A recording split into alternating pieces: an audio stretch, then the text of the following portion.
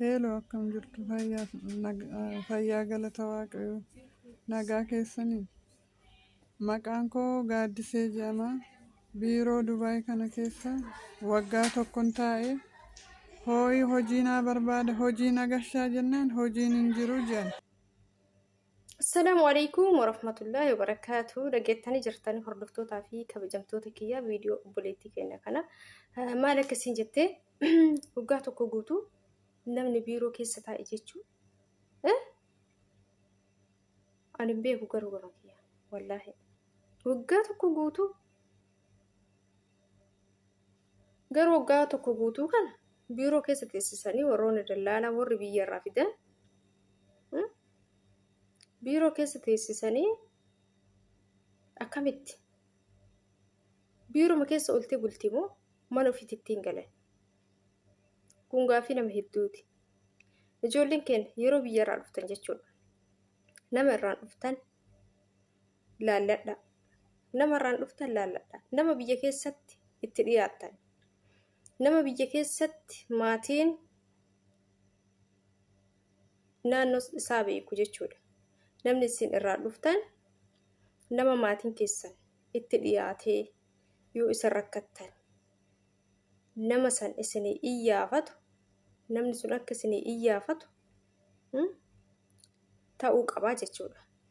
Oluma kaatanii dallaaluma tiktookii irraan ta'e silaayyuu hojii tiktookii irraan kottaa nama fidaa jirraa warri dhufuu barbaadan keessaan nu dubbisaa lakkoofsa keenya jedhanii warra sirratti lakkoofsa isaanii maxxansan hedduutu jira. Ijoolleen keenya nama hin beeyin nama naannoo isaa hin beeyin lakkoofsuma isaa qabattanii maallaqa keessan baastanii dhuftan. Gaafa dhuftanoo carraan dalagaa argachuu keessan hagam. Dalagaa yoo argattanoo dalagaa sun yoo isinitti hin mijatin maatii saniyyoo walii hin galin namni sun hagam isin gargaaruu danda'a. Dallaalli isin fide sun hagam dalagaa san isin jijjiiruu danda'a. Hagam waan isin rakkattan isin fooyyessuu danda'a. Hagam yookaan manni isin geessu yoo dalagaa isinitti baay'iseetiin hin jedhu yookaan waan garaagaraatiin yoo isin miidhe nyaataan haa ta'u, hirribaan haa ta'u, hojiin haa ta'u. Manni isin jijjiiruu danda'a. Yoo damoosni keessan isin dhoorgate warri sun damoosni keessan akka isinii kennan isin hordofuu danda'a namni sun dallaalli sun jechuudha. Warri biiroo warri isin irraa dhuftan sun yoo kana hin taane ijoolleen keenya dhuftaniitumaan rakkoo garaagaraa irra buutan jechuudha. Rakkoo adda addaa irra buutan. Nama irraa dhuftan laalladhaa. Dallaala irraa dhuftan laalladhaa. Isinii galee obboleeyyan kiyya. Maaliif dallaalli isin irraa dhuftan yookaan nama biyya tokko yoo ta'eetiin hin jedhu asii rakkattanii maatii keessanitti yoo dawwalattan maatiin keessan nama dhaqee maatii isaa san isinii mormu ta'uu qaba. Isinii galee kanaaf obboleeyyan kiyya namuu argitanirraan dallaaluu argitanirraan namuu afaan isaa hin beeynirraa yookaan saba garaagaraati kan amma afaan Oromoo haasa'u jira afaan Amaariffaa haasa'u jira naannoo isaa hin beeytanii bakka dallaaluma ta'eef lakkoofsa isaanii qabattanii kan irraan dhuftan yoo ta'e gaafas dhuftan immoo rakkoodha jechuudha. Isinii galee obboleeyyan kiyyaa maaliif gaafa yookaan dalagaa yoo isin galchanii dalagaan sun yoo dalagaa isin miidhu ta'e dalagaa isin ulfaatu kan humna keessanii olii yoo ta'e maatiin sun maatii isin wajjin waliin galle yoo ta'e waan garaagaraa ta'e kan isin miidhan yoo ta'e warri dallaalaa warri isin biiroo kiyya jettanii sun gaafa isin rakkoo keessan itti himattan barbaaddu hojjedhu feetuu fajjeesi kasiin jedhu fa'a jira warri biiroo jechuudha. Gaafa birrii ofii fudhattee isin gurguratte isinii galee isinuma gurgurachuu jedhama bara jararra arabarraa gaafa birrii fudhatte barbaaddu hojjedhu kan dhufteef hojii fi barbaaddu hojjechuu baattu fajjeesi kan jedhantu jira bara afaan itti bayanii lammata bilbila kanarratti hin dawwaliin kan jedhaniini ijoollee sodaachisan hedduu isaaniitu jira jechuudha. Rakkoo ijoollee kana furuufiyyuu miti lammata bilbila kanarratti hin dawwalin warra jedhaniitu jira warri sodaachisan jechuudha. Warra akkas jedhanii sodaachisan hedduutu jira jechuudha.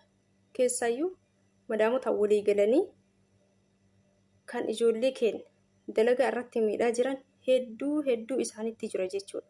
Wallaahi walii galteedha walii galanii hojjechiisi. Yoo atuu dalagaa dadhabdee natti ulfaate dalagaan kunuu yoo kana dhukkubeeyyuu dalaguu hin dandeenyuuti jette akkana naan jettee bar jettee yoo asii madaamattiin itti dawwalte isiin achi maal jettee hin sobdi harkaata gooti hin hojjetti hojjechiisi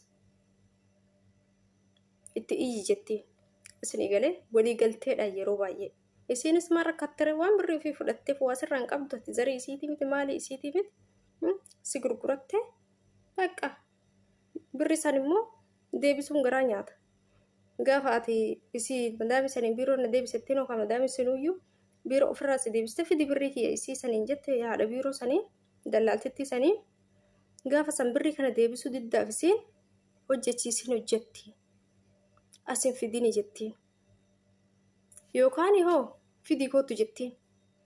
Isii afotti madaamitti walii galanii lakkane waan tokko isii hin goonee hin nyaatteen dhoyi dirriba isiis akka gaarii raftii. Dalagaa sakko fi barbaaddu jettiin isii afotti sii galee. Isiinoo maal gootiree dallaaltitti eega kana ta'e maal barbaada? Ati ka barbaada dhufte hojiidhaaf miti maaliif hojiin hojjan? Kaballaan qabatti jechuudha gaafa sana. Meeqa kam ijoolleen kan nu dhoyan jedhanii himatan. Nu dhooftee tumtee kan madaamitti san wajjin deebistee manuma sanitti deebistu. Meeqa kamtu jira? Hedduu kennatu beeka jechuudha kana waan jarri godhaa jiru.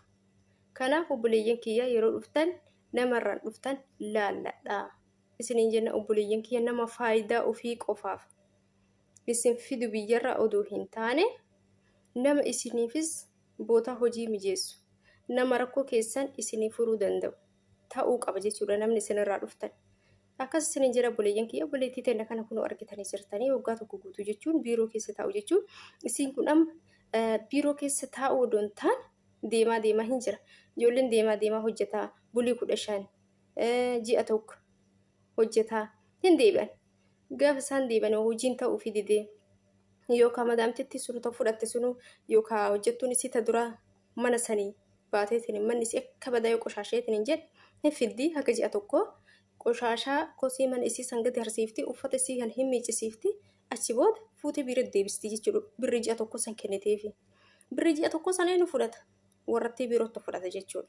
Isin eegalee jaraa dalaguu jechuudha amma warra biiroo keessa ta'etti jaraa dalaguu jechuudha bulii 15 ji'a afooy torbii 3 akkas birri isin argattu kan fudhatu dallaaltetti jechuudha. Isin eegalee kanaaf obboleeyyan kiyya ijoollee hedduudha jechuudha wallaahi wabillaahi afaan ofiitiin kanatti himatan birrii narraa fudhattee na dhooftee madaamtitti masa wajjiin manatti na deebiste kan jedhan jechuudha. Isin eegalee akkasii obboleeyyan kiyya kanaaf namarraa dhuftan laallachuu qabdan isiniin jedha namni isin irraa dhuftan nama isiniif yaadu nama faayidaa ofii qofaaf yaadu odoo hin taane ofis fayyadee nama isinis fayyadu ta'uu qaba. Kana yoo hin taane ni miidhamtanii isiniin jedha obboleeyyan kiyya viidiyoon kun yoo isinitti tole sheer laayik sabskiraayib gochuun jajjabeessaan isiniin jedha.